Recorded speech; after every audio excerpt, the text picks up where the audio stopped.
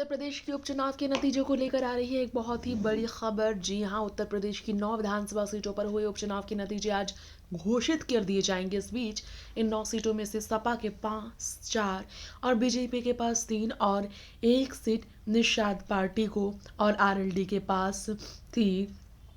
कहा जा रहा है इन सब पर अब नतीजे क्या कहेंगे, चर्चा सबसे बड़ी है। उपचुनाव में सीएम योगी आदित्यनाथ और सपा मुखिया अखिलेश यादव के बीच प्रतिष्ठा का सवाल बन गया है नतीजा। जी हाँ, दोनों ही दलों ने इस उपचुनाव में अपनी पूरी ताकत झोंकी। जहां सपा लोकसभा चुनाव की तरह उपचुनाव में भी जीत का दावा करती नजर आई, दूसरी ओर बीजेपी को मिल रही हार का बदला लेने के लिए खुद सीएम योगी ने कमान संभाला है।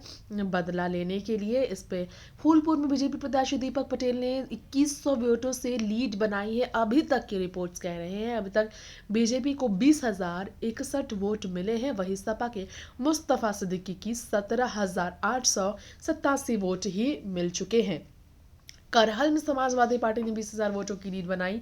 यहां समाजवादी पार्टी तेज प्रताप को उतारती नजर आई थी, 52,000 वोट उन्हें मिले। वहीं बीजेपी कैंडिडेट अनुजेश प्रताप को 31,000 वोट ही मिले। तो कांटे की टक्कर योगी आदित्यनाथ और अखिलेश यादव के बीच अभी तक बताई जा रही है। इस बीच सीसामऊ सीट पर सपा प्रत्याशी नसीम सोलंकी ने 24,880 वोटों की लीड बनाई। बीजेपी के सुरेश अवस्थी दूसरे और बीएसपी के वीरेंद्र कुमार तीसरे नंबर पर हैं। मझुआ सीट पर बीजेपी की सुचिस्मिता मौर्य 5,000 वोटों से आगे चल रही है, तो सपा की ज्योति बिंदे दूसरे और बीएसपी के दीपक तीसरे नंबर पर बने हैं। यानी कि मायावती पूरी तरह से पीछे हट गई है।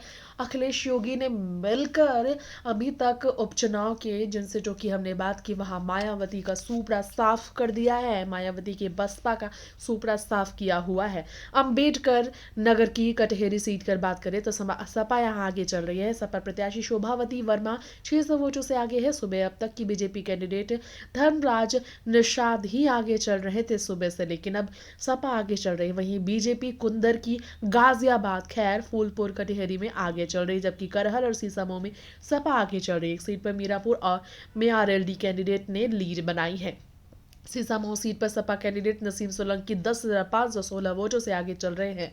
कुल 21,527 वोटों मिले हैं उन्हें, जबकि बीजेपी के सुरेश अवस्थी को 11,011 वोट मिले हैं। ऐसे में गाजियाबाद में बीजेपी के संजीव शर्मा को 8,836 वोटों से आगे चल रहे हैं। बोल रहा जा रहा है 10,112 वोट उन्हें मिले, जबकि सपा के सिंहार राजा को दूसरे नंबर बताया जा रहा है। कुंदर की सीट पर बीजेपी के रामवर सिंह करीब 3400 वोटों से आगे चल रहे हैं। इन्हें 3777 वोट मिले, जबकि सपा के हाजिर रिजवान को महज 383 वोट मिले। करल सीट पर सपा आगे चल रही है। तेज प्रताप यादव 5670 वोटों से आगे चल रहे हैं। नई अपडेट है, बीजेपी के अनुजेश प्रताप दूसरे नंबर पर है। इस सीट पर चंद्रशेखर आजाद की पार्टी आजाद समाज पार्टी भी चुनाव लड़ी है। उनकी कैंडिडेट को अब तक 111 वोट मिले। अम्बेडकर नगर के जरिए सीट पर बीजेपी आगे चल रही है। बीजेपी कैंडिडेट धर्मराज निषाद को पहली राउंड की काउंटिंग के बाद 3,471 वोट मिले, जबकि सपा प्रत्याशी शोभावती वर्मा को 3,061 वोट मिले। मंझवा सीट पर 2 राउंड की काउंटिंग पूरी हुई।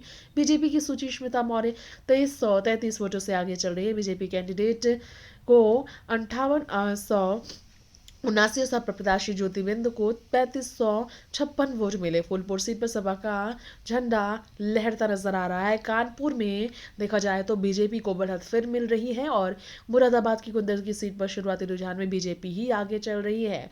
इस तरह से स्थिति साफ है। गाजियाबाद में भाजपा के संजीव आगे हैं तो सीसामऊ पर सपा आगे है। मंझवा में बीजेपी आगे है तो मैनपुर में सपा। इस तरह से बसपा का सूपड़ा साफ हर जगह होता नजर आ रहा है।